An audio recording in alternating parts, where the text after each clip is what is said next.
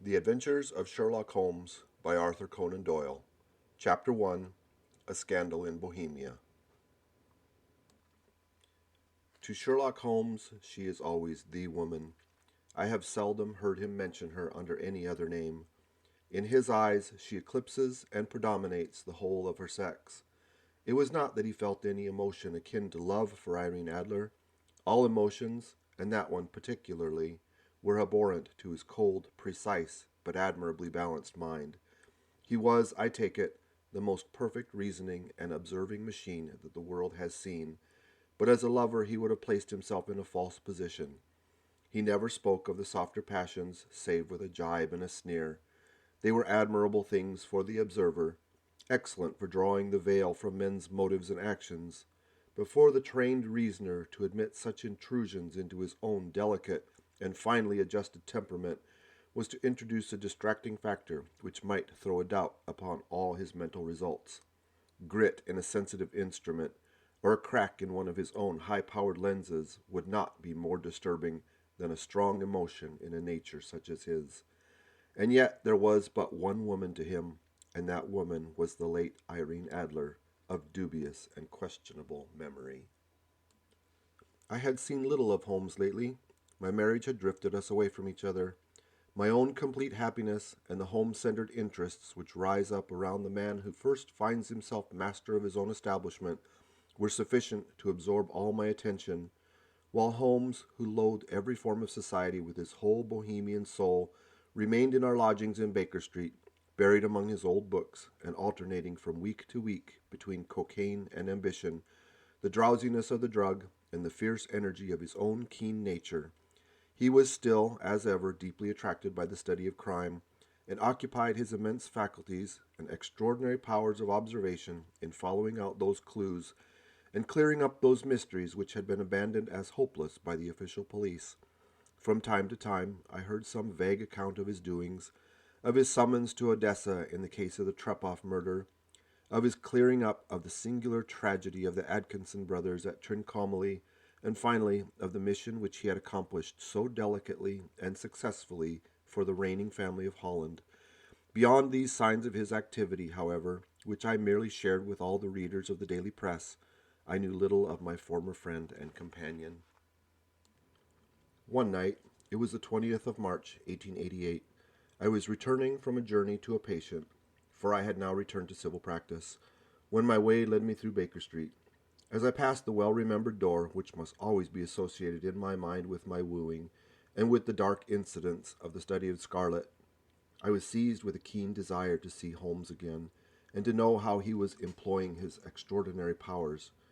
His rooms were brilliantly lit, and even as I looked up, I saw his tall, sparse figure pass twice in a dark silhouette against the blind. He was pacing the room swiftly, eagerly, with his head sunk upon his chest and his hands clasped behind him. To me, who knew his every mood and habit, his attitude and manner told their own story. He was at work again. He had risen out of his drug-created dreams and was hot upon the scent of some new problem. I rang the bell and was shown up to the chamber which had formerly been in part my own. His manner was not effusive. It seldom was, but he was glad, I think, to see me. With hardly a word spoken, but with a kindly eye, he waved me to an armchair, threw across his case of cigars, and indicated a spirit case and a gasogene in the corner. Then he stood before the fire and looked me over in his singular introspective fashion. "Wedlock suits you," he remarked. "I think, Watson, that you have put on 7.5 pounds since I saw you." "7," I answered. "Indeed, I should have thought a little more." "Just a trifle more, I fancy, Watson. And in practice again, I observe. You did not tell me that you intended to go into harness." "Then how did you know?" "I see it. I deduce it. How do I know that you have been getting yourself very wet lately, and that you have a most clumsy and careless servant girl?" "My dear Holmes," said I, "this is too much. You would certainly have been burned had you lived a few centuries ago. It is true that I had a country walk on Thursday and came home in a dreadful mess. But as I have changed my clothes, I can't imagine how you deduce it. As to Mary Jane, she is incorrigible, and my wife has given her notice. But there again, I fail to see how you worked it out." He chuckled to himself and rubbed his long, nervous hands together. "It is simplicity itself," said he. "My eyes tell me that on the inside of your left shoe, just where the firelight strikes it, the leather is scored by 6 almost parallel cuts. Obviously, they have been caused by someone who has very carelessly scraped around the edges of the sole in order to remove crusted mud from it.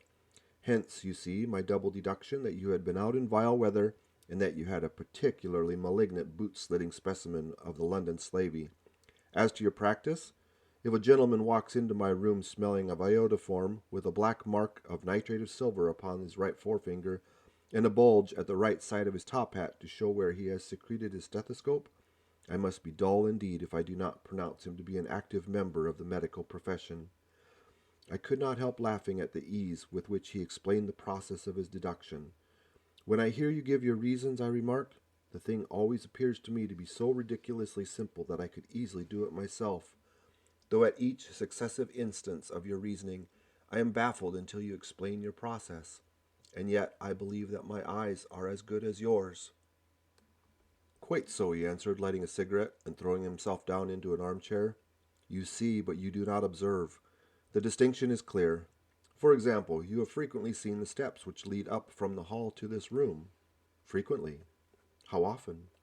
"Well, some hundreds of times." "Then how many are there?" "How many? I don't know." "Quite so. You have not observed. And yet you have seen. That is just my point. Now I know that there are 17 steps because I have both seen and observed. By the way, since you're interested in these little problems, and since you are good enough to chronicle one or two of my trifling experiences, you may be interested in this." He threw over a sheet of thick, pink-tinted notepaper which had been lying open upon the table. "It came by the last post. Read it aloud." The note was undated and without either signature or address. "There will call upon you tonight at 7:45, it said. "A gentleman who desires to consult you upon a matter of the deepest moment. Your recent services to one of the royal houses of Europe have shown that you are one who may safely be trusted with matters which are of an importance which can hardly be exaggerated. This account of you we have from all quarters received. Be in your chamber, then, at that hour, and do not take it amiss if your visitor wear a mask." "This is indeed a mystery," I remarked. "What do you imagine that it means?" "I have no data yet. It is a capital mistake to theorize before one has data. Insensibly, one begins to twist facts to suit theories, instead of theories to suit facts. But the note itself, what do you deduce from it?" I carefully examined the writing and the paper upon which it was written. "The man who wrote it was presumably well-to-do," I remarked, endeavoring to imitate my companion's processes.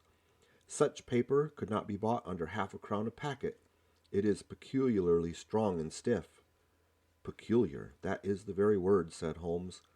"It is not an English paper at all. Hold it up to the light."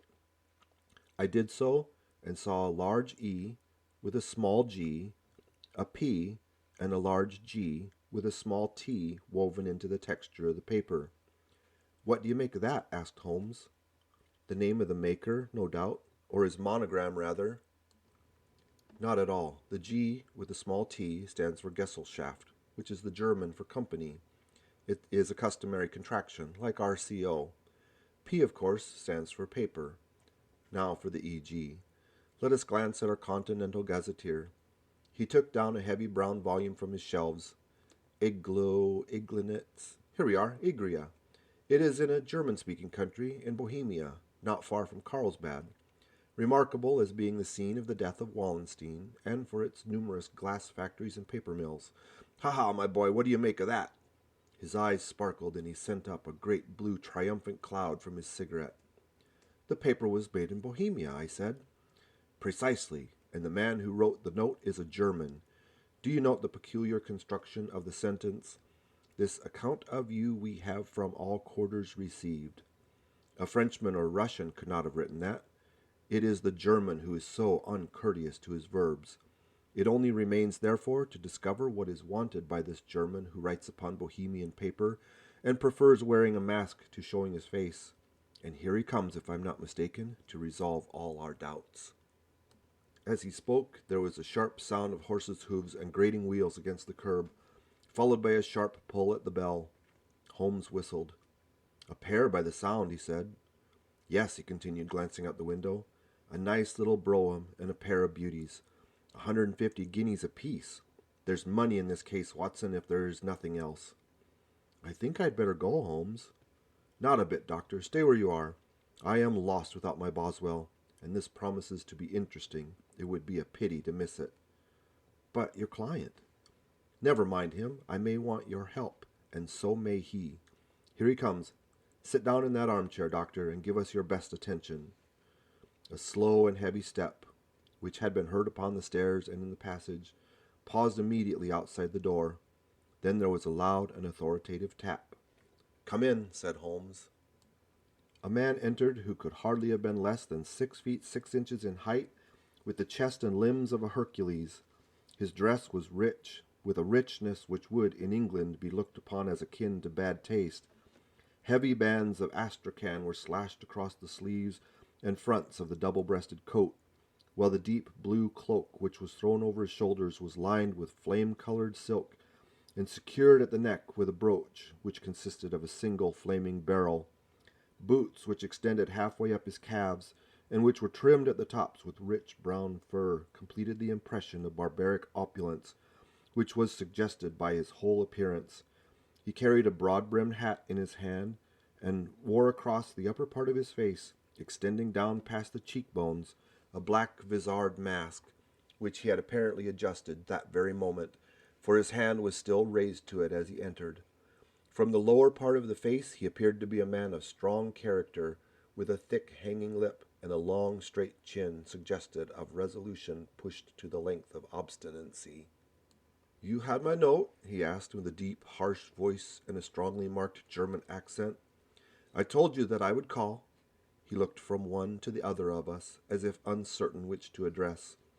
"Pray take a seat," said Holmes. "This is my friend and colleague, Dr. Watson, who is occasionally good enough to help me in my cases, whom I have the honor to address." "You may address me as the Count von Kramm, a Bohemian nobleman. I understand that this gentleman, your friend, is a man of honor and discretion, who I may trust with a matter of most extreme importance. If not, I should prefer to communicate with you alone." I rose to go, but Holmes caught me by the wrist and pushed me back into my chair. "It is both or none," he said. "You may say before this gentleman anything which you may say to me." The Count shrugged his broad shoulders. "Then I must begin," he said, "by binding you both to absolute secrecy for 2 years. At the end of that time it will be of no importance. At present it is not too much to say that it is of such weight it may have an influence upon European history." "I promise," said Holmes. "And I." "You will excuse this mask," continued our strange visitor. "The august person who employs me wishes his agent to be unknown to you, and I may confess at once that the title by which I have just called myself is not exactly my own." "I was aware of it," said Holmes dryly. "The circumstances are of great delicacy, and every precaution has to be taken to quench what might grow to be an immense scandal and seriously compromise one of the reigning families of Europe. To speak plainly, the matter implicates the great House of Ormstein, hereditary kings of Bohemia." "I was also aware of that," murmured Holmes, settling himself down in his armchair and closing his eyes. Our visitor glanced with some apparent surprise at the languid, lounging figure of the man who had been no doubt depicted to him as the most incisive reasoner and most energetic agent in Europe. Holmes slowly reopened his eyes and looked impatiently at his gigantic client. "If your Majesty would condescend to state your case," he remarked, "I should be better able to advise you." The man sprang from his chair and paced up and down the room in uncontrollable agitation. Then, with a gesture of desperation, he tore the mask from his face and hurled it upon the ground.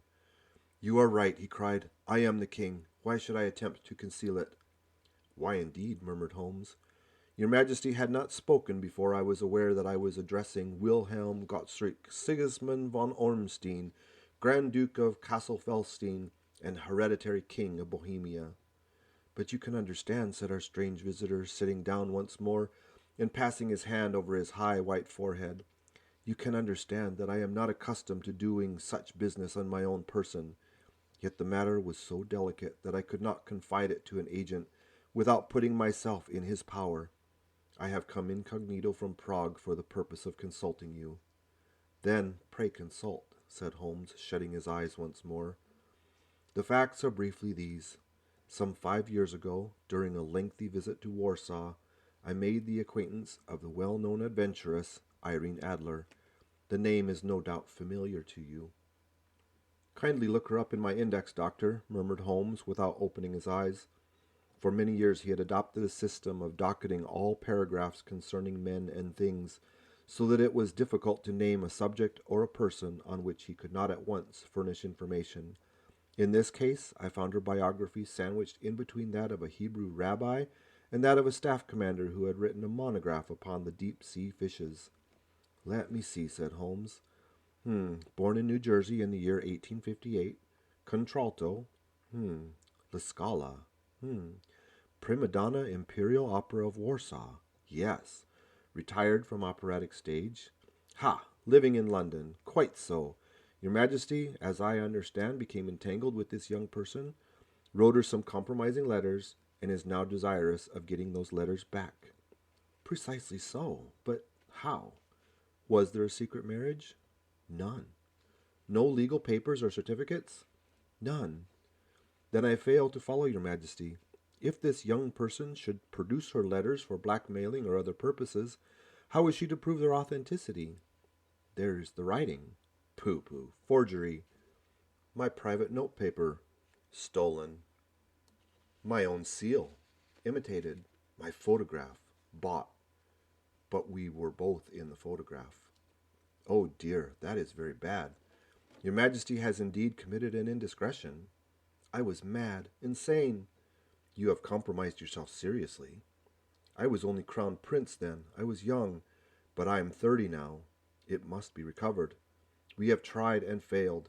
Your Majesty must pay. It must be bought. She will not sell. Stolen, then. 5 attempts have been made. Twice burglars in my pay ransacked her house. Once we diverted her luggage when she traveled. Twice she has been waylaid. There has been no result. No sign of it? Absolutely none. Holmes laughed. It is quite a pretty little problem, he said. But a very serious one to me, returned the king reproachfully. Very indeed. And what does she propose to do with the photograph? To ruin me. But how? I am about to be married. So I have heard. To Clotilde Lothman von Saxe-Meiningen, second daughter of the King of Scandinavia. You may know the strict principles of her family. She is herself the very soul of delicacy. A shadow of a doubt as to my conduct would bring the matter to an end. And Irene Adler? Threatens to send them the photograph, and she will do it. I know that she will do it. You do not know her. She has the soul of steel, and she has the face of the most beautiful of women, and the mind of the most resolute of men. Rather than I should marry another woman, there are no lengths to which she would not go. None. Are you sure that she has not sent it yet? I am sure. And why? Because she has said that she would send it on the day when my betrothal was publicly proclaimed. That will be next Monday. Oh, then we have 3 days yet, said Holmes with a yawn. That is very fortunate, as I have 1 or 2 matters of importance to look into just at present. Your Majesty will, of course, stay in London for the present? Certainly. You will find me at the Langham, under the name of the Count von Kram. Then I shall drop you a line to let you know how we progress. Pray do so. I shall be all anxiety.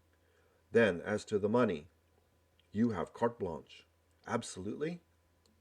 I tell you that I would give one of the provinces of my kingdom to have that photograph. And for present expenses? The king took a heavy chamois leather bag from under his cloak and laid it on the table. There are 300 pounds in gold and 700 in notes, he said. Holmes scribbled a receipt upon the sheet of his notebook and handed it to him. And mademoiselle's address? He asked. Is Bryony Lodge, Serpentine Avenue, St. John's Wood. Holmes took a note of it. One other question, he said. Was the photograph a cabinet? It was. Then good night, Your Majesty, and I trust that we shall soon have some good news for you. And good night, Watson, he added as the wheels of the royal brougham rolled down the street. If you will be good enough to call tomorrow afternoon at 3 o'clock, I should like to chat this little matter over with you. At 3 o'clock precisely, I was at Baker Street, but Holmes had not yet returned. The landlady informed me that he had left the house shortly after 8 o'clock in the morning. I sat down beside the fire, however, with the intention of awaiting him, however long he might be. I was already deeply interested in his inquiry, for though it was surrounded by none of the grim and strange features which were associated with the two crimes which I have already recorded, still the nature of the case and the exalted station of his client gave it a character of its own. Indeed, apart from the nature of the investigation which my friend had on hand, there was something in his masterly grasp of a situation, and his keen, incisive reasoning, which made it a pleasure to me to study his system of work and to follow the quick, subtle methods by which he disentangled the most inextricable mysteries. So accustomed was I to his invariable success that the very possibility of his failing had ceased to enter my head. It was close upon 4 before the door opened, and a drunken-looking groom, ill-kempt and side-whiskered, with an inflamed face and disreputable clothes, walked into the room. Accustomed as I was to my friend's amazing powers in the use of disguises, I had to look 3 times before I was certain that it was indeed he. With a nod he vanished into the bedroom, whence he emerged in 5 minutes, tweed-suited and respectable as of old. Putting his hands into his pockets, he stretched out his legs in front of the fire and laughed heartily for some minutes. "Well, really," he cried, and then he choked and laughed again until he was obliged to lie back limp and helpless in his chair. "What is it?" "It's quite too funny. I am sure you could never guess how I employed my morning or what I ended up doing." "I can't imagine. I suppose that you've been watching the habits and perhaps the house of Miss Irene Adler." "Quite so, but the sequel was rather unusual. I will tell you, however. I left the house a little after 8 o'clock this morning in the character of a groom out of work. There's a wonderful sympathy and freemasonry among horsey men. Be one of them, and you will know all that there is to know. I soon found Bryony Lodge. It is a bijou villa, with a garden at the back, but built out in front right up to the road. 2 stories. Chubb lock at the door, large sitting room on the right side, well furnished, with long windows almost to the floor, and those preposterous English window fasteners which a child could open. Behind there was nothing remarkable, save that a passage window could be reached from the top of the coach house. I walked round it and examined it closely from every point of view, but without noting anything else of interest. Then I lounged down the street and found, as I expected, that there was a mews in the lane which runs down by one wall of the garden. I lent the Ulsters a hand in rubbing down their horses, and received in exchange 2 pence, a glass of half and half, 2 fills of shag tobacco, and as much information as I could desire about Miss Adler, to say nothing of half a dozen other people in the neighborhood in whom I was not in the least interested, but whose biographies I was compelled to listen to. "And what of Irene Adler?" I asked. "Oh, she has turned all the men's heads down in that part. She is the daintiest thing under a bonnet on this planet, so says the Serpentine Mews to a man. She lives quietly, sings at concerts, drives out at 5 every day, and returns at 7 sharp for dinner. Seldom goes out at other times, except when she sings. Has only 1 male visitor, but a good deal of him. He is dark, handsome, and dashing, never calls less than once a day, and often twice. He is a Mr. Godfrey Norton of the Inner Temple. See the advantages of a cabman as a confidant? They had driven him home a dozen times from Serpentine Mews, and knew all about him. When I had listened to all they had to tell, I began to walk up and down near Bryony Lodge once more, and to think over my plan of campaign. This Godfrey Norton was evidently an important factor in the matter. He was a lawyer. That sounded ominous. What was the relation between them, and what the object of his repeated visits? Was she his client, his friend, or his mistress? If the former, she had probably transferred the photograph to his keeping. If the latter, it was less likely. On the issue of this question, depending whether I should continue my work at Bryony Lodge or turn my attention to the gentleman's chamber in the temple, it was a delicate point, and it widened the field of my inquiry. I fear that I bore you with these details, but I have to let you see little difficulties if you are to understand the situation. "I am following you closely," I answered.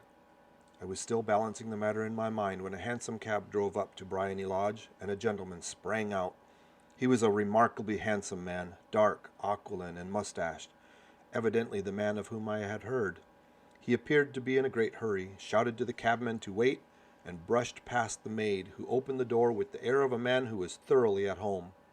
He was in the house about half an hour, and I could catch glimpses of him in the windows of the sitting room, pacing up and down, talking excitedly, and waving his arms. Of her I could see nothing. Presently he emerged, looking even more flurried than before.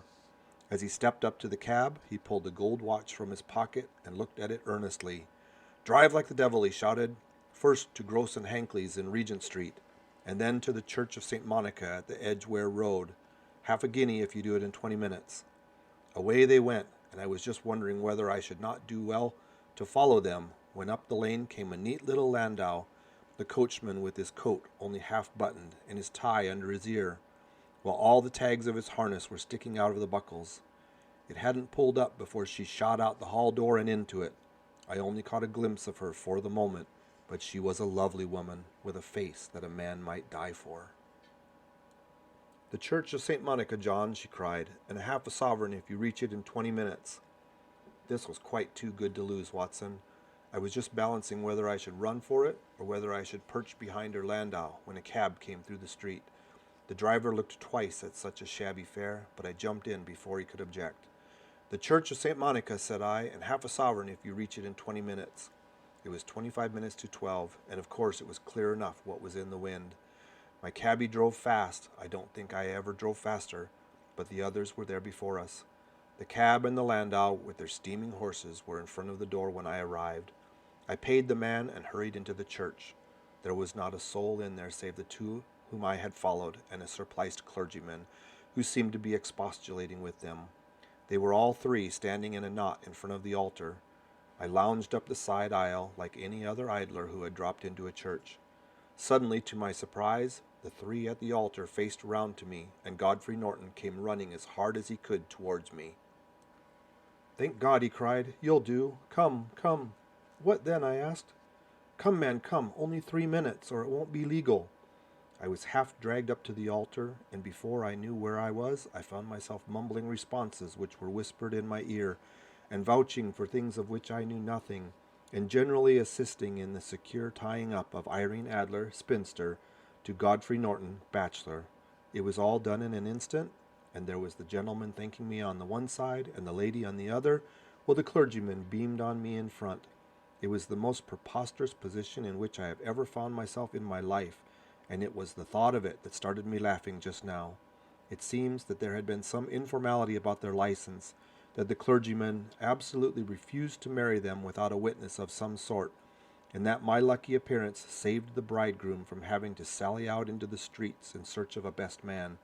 The bride gave me a sovereign, which I mean to wear on my watch chain in memory of the occasion. "This is a very unexpected turn of affairs," said I. "And what then?" "Well, I found my plans very seriously menaced. It looked as if the pair might take an immediate departure, and so necessitate very prompt and energetic measures on my part. At the church door, however, they separated, he driving back to the temple, and she to her own house. "I shall drive out in the park at 5 as usual," she said as she left him. I heard no more. They drove away in different directions, and I went off to make my own arrangements. "Which are?" "Some cold beef and a glass of beer," he answered, ringing the bell. "I have been too busy to think of food, and I am likely to be busier still this evening. By the way, Doctor, I shall want your cooperation." "I shall be delighted." "You don't mind breaking the law?" "Not in the least." "No running a chance of arrest?"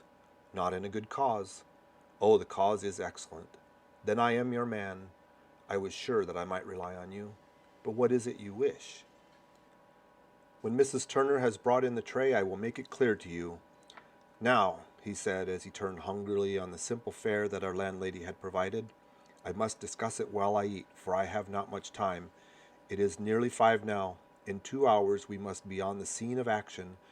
Miss Irene, or Madame rather, returns from her drive at 7. We must be at Bryony Lodge to meet her." "And what then?" "You must leave that to me. I have already arranged what is to occur. There's only one point on which I must insist. You must not interfere, come what may. You understand? I am to be neutral, to do nothing whatever. There will probably be some small unpleasantness. Do not join in it. It will end in my being conveyed into the house, 4 or 5 minutes afterward, the sitting room window will open. You are to station yourself close to that open window. Yes. You are to watch me, for I will be visible to you. Yes. And when I raise my hand, so, you will throw into the room what I give you to throw, and will at the same time raise the cry of fire. You quite follow me? Entirely. It is nothing very formidable, he said, taking a long cigar-shaped roll from his pocket. It is an ordinary plumber's smoke rocket, fitted with a cap at either end to make it self-lighting. Your task is confined to that. When you raise your cry of fire, it will be taken up by quite a number of people. You may then walk to the end of the street, and I will rejoin you in 10 minutes. I hope that I have made myself clear. I am to remain neutral, to get near the window, to watch you, and at the signal to throw in this object, then to raise the cry of fire, and to wait you at the corner of the street. Precisely. Then you may entirely rely on me. That is excellent. I think perhaps it is almost time that I prepare for the new role I have to play. He disappeared into his bedroom and returned in a few minutes in the character of an amiable and simple-minded nonconformist clergyman. His broad black hat, his baggy trousers, his white tie, his sympathetic smile, and general look of peering and benevolent curiosity were such as Mr. John Hare alone could have equaled. It was not merely that Holmes changed his costume. His expression, his manner, his very soul seemed to vary with every fresh part that he assumed. The stage lost a fine actor, even as science lost an acute reasoner when he became a specialist in crime. It was 6:15 when we left Baker Street, and it still wanted 10 minutes to the hour when we found ourselves in Serpentine Avenue. It was already dusk, and the lamps were just being lighted as we paced up and down in front of Bryony Lodge, waiting for the coming of its occupant. The house was just such as I had pictured it from Sherlock Holmes' succinct description, but the locality appeared to be less private than I expected. On the contrary, for a small street in a quiet neighborhood, it was remarkably animated. There was a group of shabbily dressed men smoking and laughing in a corner, a scissors grinder with his wheel, 2 guardsmen who were flirting with a nurse girl, and several well-dressed young men who were lounging up and down with cigars in their mouths. "You see," remarked Holmes as we paced to and fro in front of the house, "this marriage rather simplifies matters. The photograph becomes a double-edged weapon now. The chances are that she would be as averse to its being seen by Mr. Godfrey Norton as our client is to its coming to the eyes of his princess. Now the question is, where are we to find the photograph?" "Where indeed?" "It is most unlikely that she carries it about with her. It is cabinet size. Too large for easy concealment about a woman's dress. She knows that the king is capable of having her waylaid and searched. 2 attempts of that sort have already been made. We may take it, then, that she does not carry it about with her. Where, then? Her banker or her lawyer. There is that double possibility, but I am inclined to think neither. Women are naturally secretive, and they like to do their own secreting. Why should she hand it over to anyone else? She could trust her own guardianship, but she could not tell what indirect or political influence might be brought to bear upon a businessman. Besides, remember that she had resolved to use it within a few days. It must be where she can lay her hands upon it. It must be in her own house. But it has twice been burgled." "Pshaw, they do not know how to look." "But how will you look?" "I will not look. What then? I will get her to show me. But she will refuse." "She will not be able to. But I hear the rumble of wheels. It is her carriage. Now carry out my orders to the letter." As he spoke, the gleam of the sidelights of a carriage came around the curve of the avenue. It was a smart little landau which rattled up to the door of Bryony Lodge. As it pulled up, one of the loafing men at the corner dashed forward to open the door in the hope of earning a copper, but was elbowed away by another loafer who had rushed up with the same intention. A fierce quarrel broke out, which was increased by the 2 guardsmen, who took sides with one of the loungers, and by the scissors grinder, who was equally hot upon the other side. A blow was struck, and in an instant the lady, who had stepped from her carriage, was the center of a little knot of flushed and struggling men who struck savagely at each other with their fists and sticks. Holmes dashed into the crowd to protect the lady, but just as he reached her, he gave a cry and dropped to the ground with the blood running freely down his face. At his fall, the guardsmen took to their heels in one direction and the loungers in the other, while a number of better-dressed people who had watched the scuffle without taking part in it crowded in to help the lady who attended to the injured man. Irene Adler, as I will still call her, had hurried up the steps, but she stood at the stop with her superb figure outlined against the light in the hall, looking back into the street. "Is the poor gentleman much hurt?" she asked. "He is dead," cried several voices. "No, no, there's life in him," shouted another, "but he'll be gone before you can get him to a hospital." "He is a brave fellow," said the woman. "They would have had the lady's purse and watch if it hadn't been for him. They were a gang, and a rough one, too. Ah, he's breathing now. He can't lie in the street. May we bring him in, ma'am?" "Surely. Bring him to the sitting room. There's a comfortable sofa. This way, please." Slowly and solemnly he was borne into Bryony Lodge and laid out in the principal room, while I still observed the proceedings from my post by the window. The lamps had been lit, but the blinds had not been drawn, so that I could see Holmes as he lay upon the couch. I do not know whether he was seized with compunction at that moment for the part he was playing, but I know that I never felt more heartily ashamed of myself in my life than when I saw the beautiful creature against whom I was conspiring, or the grace and kindliness with which she waited upon the injured man. And yet it would be the blackest treachery to Holmes to draw back now from the part which he had entrusted me. I hardened my heart and took the smoke rocket from under my ulster.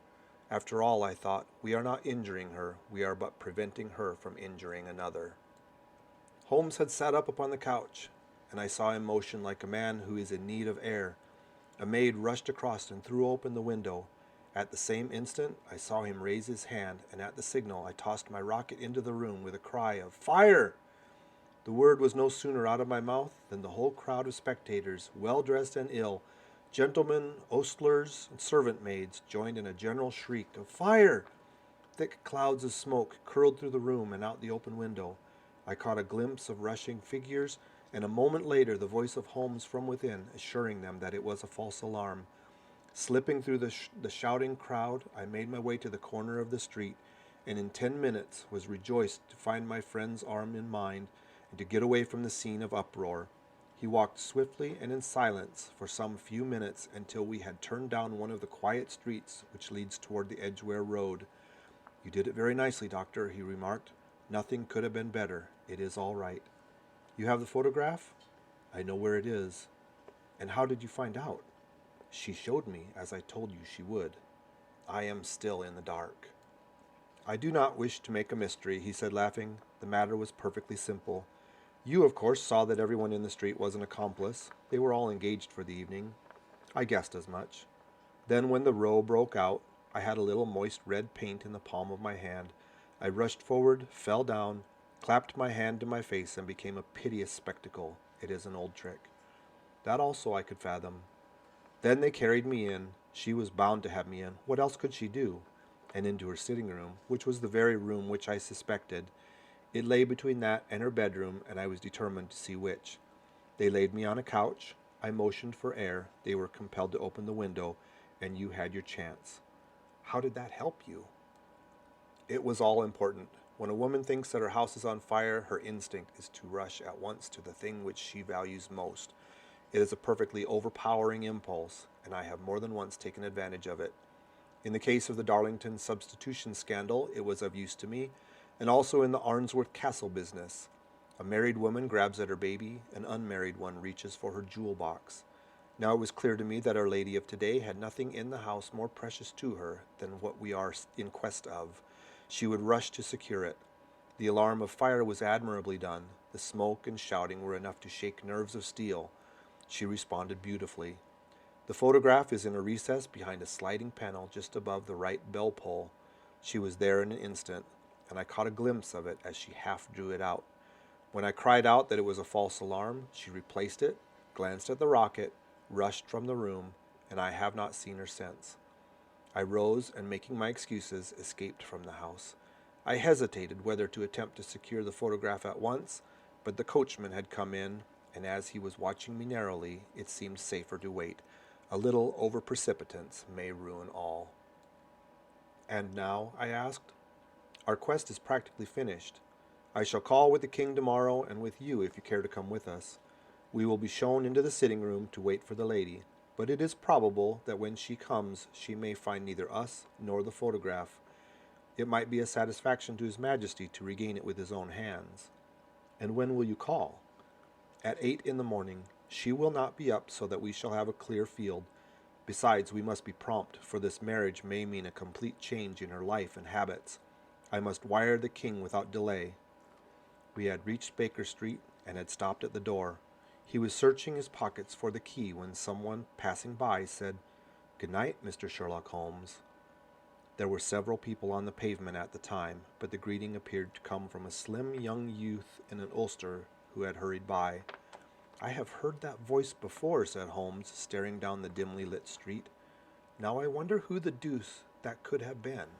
I slept at Baker Street that night, and we were engaged upon our toast and coffee in the morning when the King of Bohemia rushed into the room. "You have really got it?" he cried, grasping Sherlock Holmes by either shoulder and looking eagerly into his face. "Not yet. But you have hopes?" "I have hopes." "Then come, I am all impatience to be gone." "We must have a cab." "No, my brougham is waiting." "Then that will amplify matters." We descended and started off once more for Bryony Lodge. "Irene Adler is married," remarked Holmes. "Married? When?" "Yesterday." "But to whom?"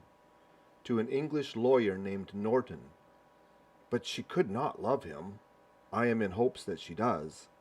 "And why in hopes?" "Because it would spare your Majesty all fear of future annoyance. If the lady loves her husband, she does not love your Majesty.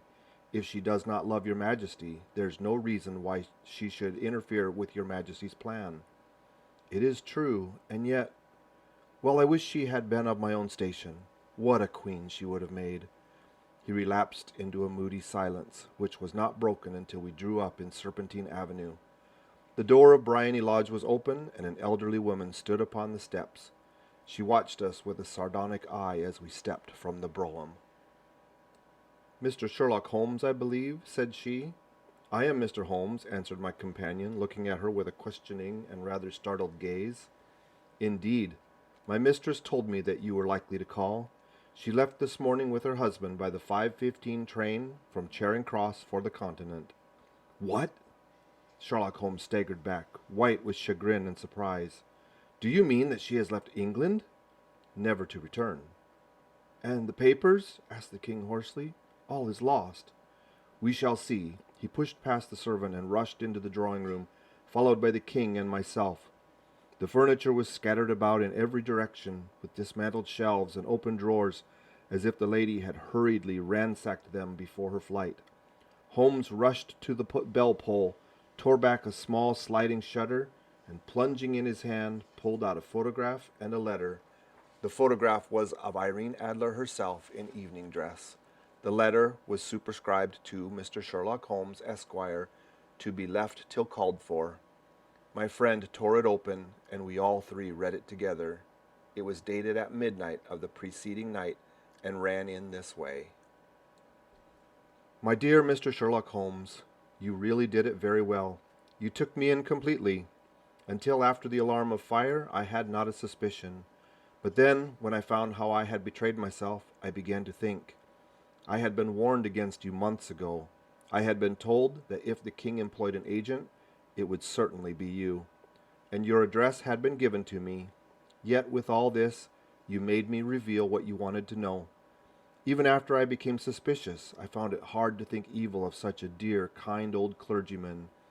But, you know, I have been trained as an actress myself. Male costume is nothing new to me. I often take advantage of the freedom which it gives. I sent John, the coachman, to watch you, ran upstairs, got into my walking clothes, as I call them, and came down just as you departed. Well, I followed you to your door, and so made sure that I was really an object of interest to the celebrated Mr. Sherlock Holmes. Then I, rather impudently, wished you good night, and started for the temple to see my husband. We both thought the best resource was flight, when pursued by so formidable an antagonist. So you will find the nest empty when you call tomorrow. As to the photograph, your client may rest in peace. I love and am loved by a better man than he. The king may do what he will without hindrance from one whom he has cruelly wronged. I keep it only to safeguard myself, and to preserve a weapon which will always secure me from any steps which he might take in the future. I leave a photograph which he might care to possess, and I remain, dear Mr. Sherlock Holmes, very truly yours, Irene Norton, née Adler. What a woman! Oh, what a woman! Cried the King of Bohemia, when we had all three read the epistle. Did I not tell you how quick and resolute she was? Would she not have made an admirable queen? Is it not a pity that she was not on my level? From what I have seen of the lady, she seems indeed to be on a very different level to your Majesty, said Holmes coldly. I am sorry that I have not been able to bring your Majesty's business to a more successful conclusion. On the contrary, my dear sir, cried the King, nothing could be more successful. I know that her word is inviolate. The photograph is now safe as if it were in the fire. I am glad to hear your Majesty say so. I am immensely indebted to you. Pray tell me in what way I can reward you. This ring. He slipped an emerald snake ring from his finger and held it out upon the palm of his hand. Your Majesty has something which I should value even more highly, said Holmes. You have but to name it. This photograph. The King stared at him in amazement. Irene's photograph, he cried. Certainly, if you wish it. I thank your Majesty. Then there is no more to be done in this matter. I have the honor to wish you a very good morning. He bowed, and turning away without observing the hand of the King which stretched out to him, he set off in my company for his chambers. And that was how a great scandal threatened to affect the kingdom of Bohemia, and how the best plans of Mr. Sherlock Holmes were beaten by a woman's wit. He used to make merry over the cleverness of women, but I have not heard him do it of late, and when he speaks of Irene Adler, or when he refers to her photograph, it is always under the honorable title of the woman. End of A Scandal in Bohemia.